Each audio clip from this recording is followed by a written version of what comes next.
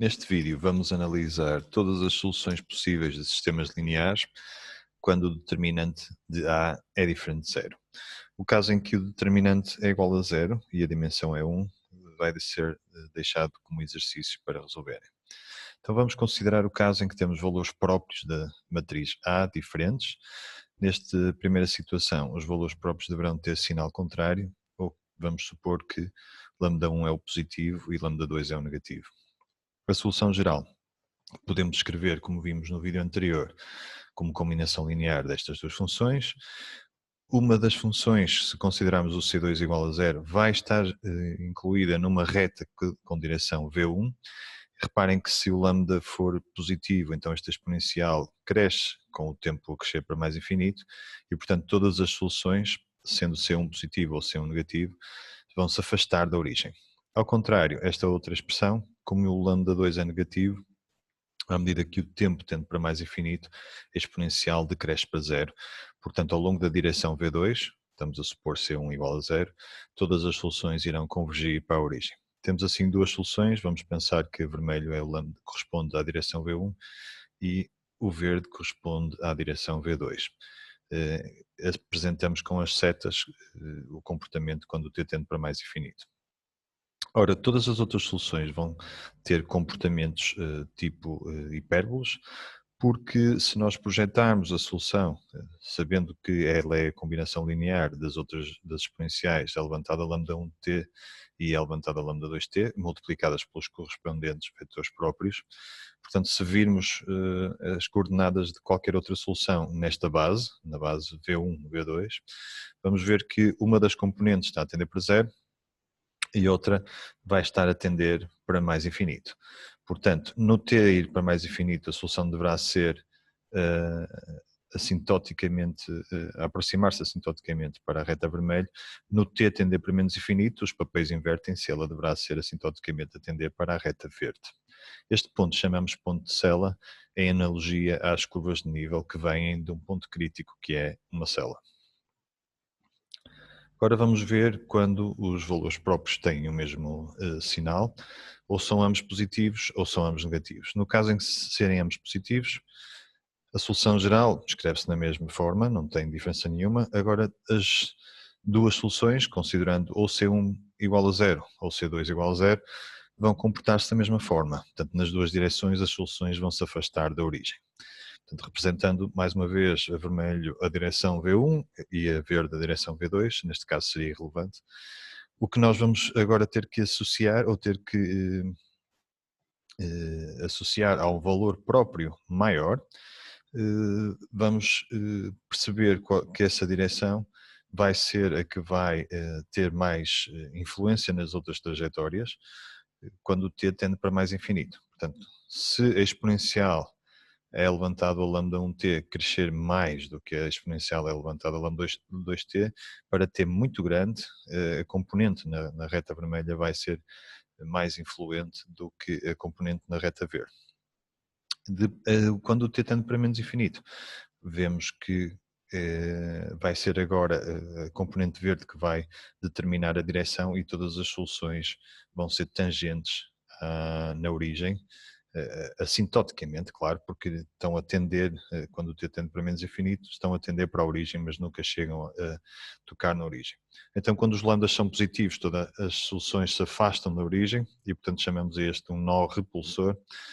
Quando os lambdas são negativos, todas as soluções convergem para a origem e, neste caso aqui, temos que ver qual é o valor próprio maior em módulo, para podermos ver qual é a direção que vai, no t tender para menos infinito, que vai ser a mais influente. Portanto, neste caso, o nosso chama-se atrator por estarem todas a convergir para a origem.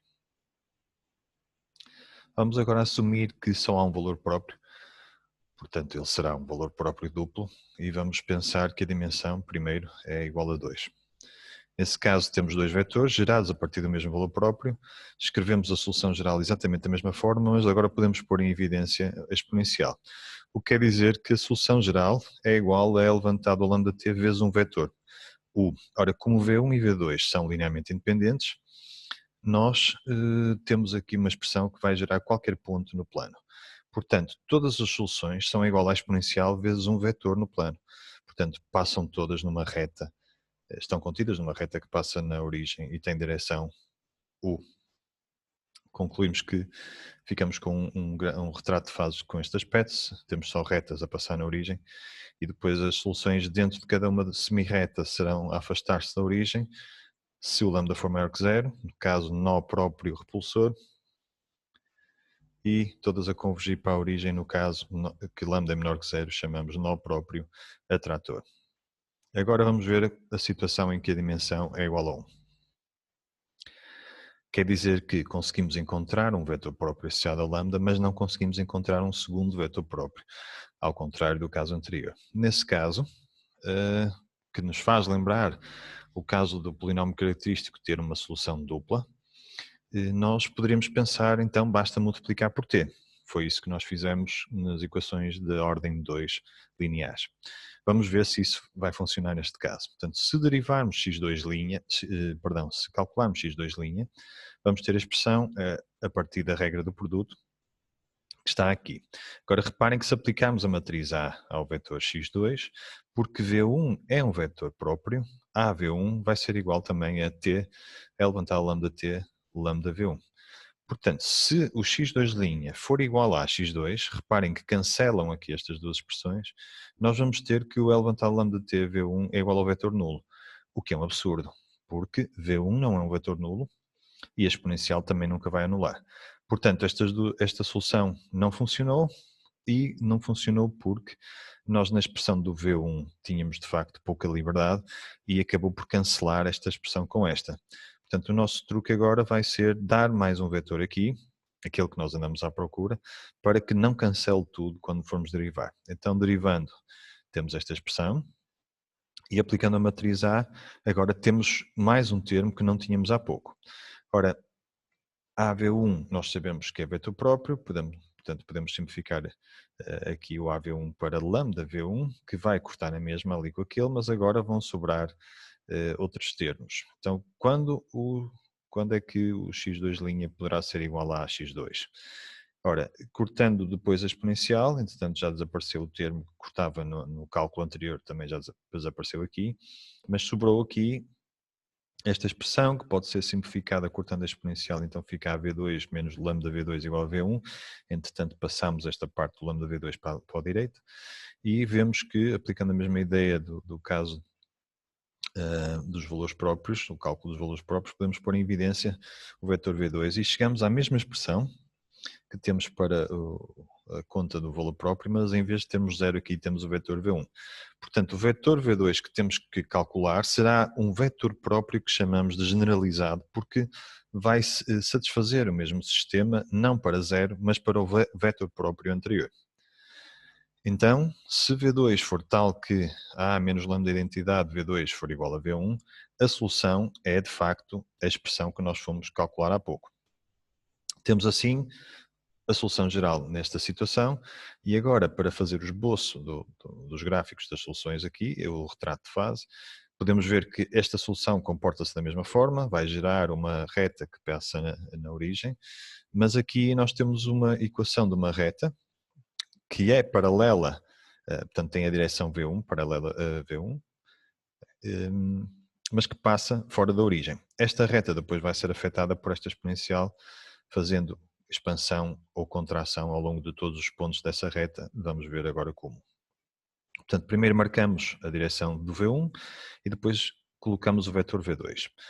Paralelo ao V1, temos então uma reta que passa no ponto V2 e agora note-se que estamos a assumir o lambda negativo. Portanto, para lambda negativo, o vetor V1, quando o tempo está a tender para mais infinito, vai ter nesta expressão daqui da reta, portanto esquecendo agora a exponencial, quando o tempo vai para mais infinito, vai seguir a direção V1. Portanto, o tempo para mais infinito, o V1 está a apontar para aquele lado, o tempo segue para aqui também. Tempo para ir para menos infinito, segue para este lado. Agora vamos ver, temos aqui vários pontos ao longo dessa reta, isto não, o que está cinzento não representa nenhuma solução do sistema, porque não está multiplicado depois pela exponencial. Ora, o que é que acontece a cada um destes raios quando aplicamos a exponencial? Se lambda for negativo, a exponencial, quando o t tende para mais infinito, vai convergir para zero. Portanto, quanto mais afastados estes raios estiverem, mais convergir para zero vão estar, e estes aqui, agora como o t tem de tender para menos infinito, a exponencial vai estender estes ramos. Portanto, o que nós vamos obter vai ser pontos a contrair para a origem a partir para o lado direito e a afastarem-se cada vez mais para o lado esquerdo. Unindo estes pontos, temos um gráfico deste género. A mesma coisa acontece quando o lambda é positivo, mas agora invertendo a situação. É para a esquerda que vai haver contração e é para a direita que vai haver expansão. Unindo os pontos, mais uma vez, temos um gráfico deste género. Depois, para termos todos os outros gráficos, é só notar que variando o C2, mudando o C2, nós podemos ter uma reflexão daquilo que acontece para C2 positivo, temos para C2 negativo. Ora, quando o lambda é menor que zero, todas as soluções convergem para a origem, e, portanto é um nó agora impróprio atrator. Se o lambda for positivo, temos um nó impróprio repulsor. A forma como as curvas aparecem, tanto o S ou para a direita ou o S para a esquerda, tem que ver com a forma como o V1 e o V2 definem um quadrante, considerando a direção para onde estão, o sentido para onde estão a apontar. Vamos agora ver a última situação em que o lambda pode ser um valor próprio complexo. Neste caso, nós olhamos para a exponencial, a solução gerada pela exponencial com um complexo, e vemos, analogamente ao caso das equações diferenciais lineares de ordem 2, ou de ordem superior, que a parte real e a parte imaginária são soluções reais. Então o que nós temos que fazer primeiro é calcular o que é essa parte real, a parte imaginária. Reparem que agora o vetor próprio também pode ter componentes em i. Então, multiplicando a exponencial por v, vamos ter, aplicando a fórmula de Euler, esta decomposição, e agora é só ver quais parcelas vão ter o i e quais não vão ter i. Reparem que i aqui ao quadrado vai ser menos 1 e aparece este sinal menos, que é o único que tem. E agora nós podemos identificar facilmente qual é a parte real e qual é a parte imaginária. Então, estas duas funções vão ser as nossas candidatas para gerar o espaço-solução. Para tal, é preciso saber também, é um facto que se pode provar, que a parte real e a parte imaginária são de facto linearmente independentes, e então assim já podemos escrever a solução geral. Note-se que aqui já não incluímos o i, porque nós voltamos a trabalhar e a ver a equação diferencial como sendo em R. Para nós podermos fazer um esboço das trajetórias, neste caso, vamos pensar e vamos reparar que VR e VI pode-se provar também, a partir da parte real, da parte imaginária, serem linearmente independentes, pode-se provar que VR e VI são também vetores linearmente independentes, então podem formar uma base. Então, se olharmos para a solução geral e reescrevermos esta expressão, olhando para a base VR-VI, vemos que, utilizando também as fórmulas da trigonometria, vemos que x de t se pode escrever como uma parte de rotação, cosseno, seno, do mesmo ângulo, vezes um raio e vezes a exponencial. A exponencial vai determinar a expansão se for maior que zero, contração se for menor que zero, e se for igual a zero, não está aqui escrito, porque obviamente desaparece, então não há nem expansão, contração e há só rotação. As situações são então estas: se a parte real for maior que zero, a parte real corresponde ao A, igual a zero ou menor que zero, nós temos ou espirais ou temos aquilo que se chama um centro. As espirais podem se chamar de focos. Se for maior que zero será repulsor, se for menor que zero será atrator, no caso igual a zero é estável, ou centro, é um nome também muito usado para este tipo de situações. Reparem que a forma da espiral não tem a ver com ser maior que zero ou menor que zero, a parte real. Ambas as formas podem aparecer, portanto depende é como está a ocorrer a rotação. O que interessa saber e conjugar é a informação de que sabemos que a parte real é maior que zero, ou seja, se é atrator ou maior que zero, repulsor ou atrator, sendo menor que zero, com o facto do sentido em que está a rodar. O sentido que está a rodar nós podemos determinar usando a equação diferencial e calculando a velocidade apenas para um ponto.